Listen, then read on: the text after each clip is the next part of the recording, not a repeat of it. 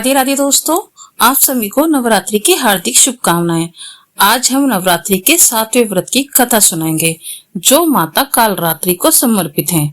इस कथा को व्रत रखने वाले या सिर्फ पूजा करने वाले भी सुन सकते हैं। कहते हैं नवरात्रों की पूजा बिना कथा सुने संपूर्ण नहीं मानी जाती। तो दोस्तों आइए कथा प्रारंभ करते हैं। देवी कालरात्रि माँ दुर्गा का सप्तम रूप है। माता अत्यंत दयालु और कृपालु है। ये देवी सर्वत्र विजय दिलाने वाली, मन एवं मस्तिष्क के समस्त विकारों को दूर करने वाली है। ये माँ दुर्गा की 7वीं शक्ति तथा कालरात्रि के नाम से जानी जाती है।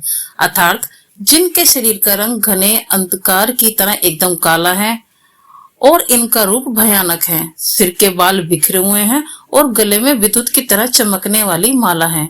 अंधकार में स्थिति का विनाश करने वाली शक्ति है कालरात्रि। काल से भी रक्षा करने वाली ये शक्ति है।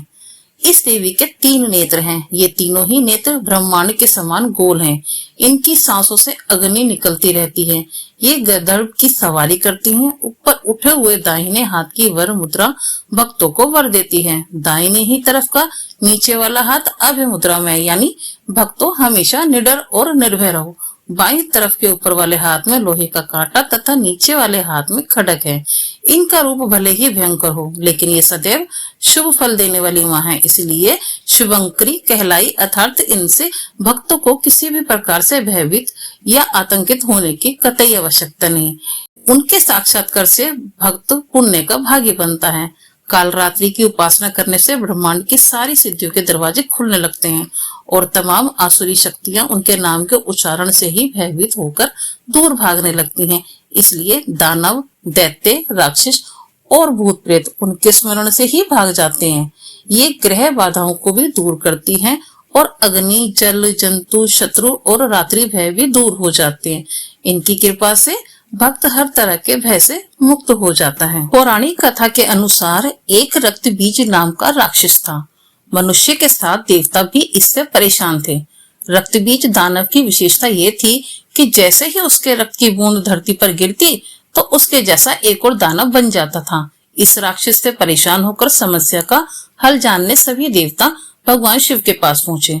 भगवान शिव को ज्ञात था कि वह इस दानव का अंत माता पार्वती ही कर सकती हैं। भगवान शिव ने माता से अनुरोध किया। इसके बाद माँ पार्वती ने स्वयं शक्ति व तेज से माँ कालरात्रि को उत्पन्न किया।